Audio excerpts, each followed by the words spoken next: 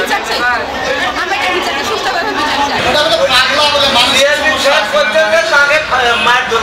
আমার বাথরুমের ভিতর 4 সন্ত্রাসী হামলা করে আমার মানে মৃত্যুর জন্য আমার উপর হামলা করছিল, আমি কোনো বিচার পেলাম নাই।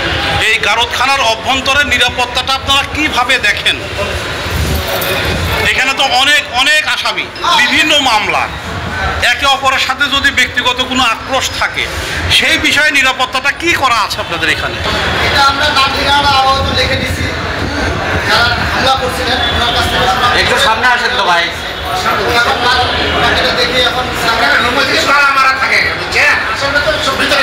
সেই সমস্যাটাই জানতে চাচ্ছি। হামলার ঘটনা তো সত্য।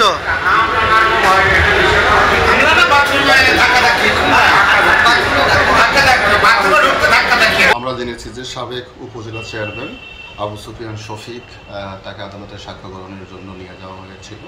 প্রথম অবস্থায় যখন তাকে হাজতে রাখা হয়েছিল সেখানে একটা ঘটনা ঘটে যে সেখানকার একজন দুজন বা হাজতের দ্বারা সে কিলঘুষি বা চত্থাপ্পরের শিকার হয়েছে। তো এই সংক্রান্তে আমাদের তদন্ত চলছে, আমরা সেখানকার সিসিটিভি ফুটেজ বিশ্লেষণ করতে পারবো, এরপর কার এখানে সম্পৃক্ততা রয়েছে সেটা আমরা নির্ধারণ করতে পারবো। এছাড়াও আমাদের কাছে এখন পর্যন্ত কোনো প্রকার অভিযোগ আসেনি, অভিযোগ আসলে সেটা আমরা খতিয়ে দেখবো ভালোভাবে। Thank you. এরকম মানে কয়েক থানায় এরকম নির্যাতন করে তারপরে বিচার পেলাম না। এটা বাংলাদেশ, বৈষম্য বিরোধী বাংলাদেশ এটা না।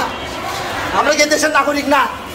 আমরা এই দেশের নাগরিক, তো আমরা কোনো বিচার পেলাম না। দেশের নাগরিক আমি মামলা করবো, এখানে যদি মামলা না হয় হাইকোর্টে মামলা করবো, হাইকোর্টে মামলা করবো। আমার প্রচন্ড মাথায় মারছে, আমার কোমরে, আমার 2 বার আমার উপরে হামলা করছে।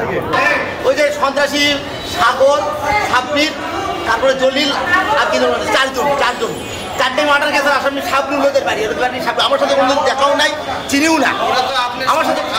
না আমি জানি না, আমি চিনিও না, আমি গোলাম কোনো চিনিও না, আমি কোনোদিন যুবলীগের রাজনীতির সাথে জড়িত ভাই, আমরা তো জানি ওরা যুবলীগের আমার সাথে কোনো চাকরি আমি চিনিও না ভাই।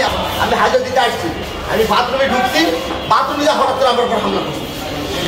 পরে ইন্সপেক্টর বাবার উপর হামলা করে, বাবাকে ওয়াশরুমের ভিতরে ঢুকে বাবাকে মারা হয়।